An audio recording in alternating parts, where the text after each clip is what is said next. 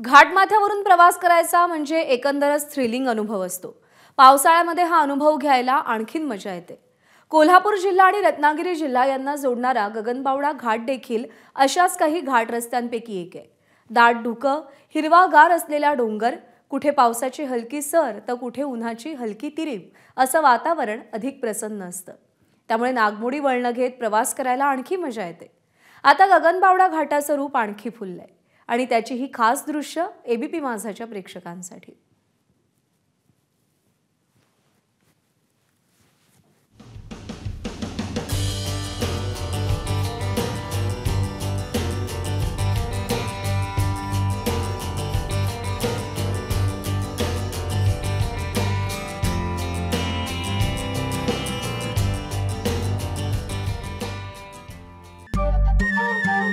नमस्कार। मन सुद्धा तुझं ही वेगळ्याच प्रकारची मालिका तुम्हा सगळ्यांना खूप आवडली होती। याचा दुसरा सीझन कधी येणार अशी विचारणा झाली। प्रतीक्षा संपली आहे मित्रांनो। येतोय मन सुद्धा तुझाचा दुसरा सीझन। होई मन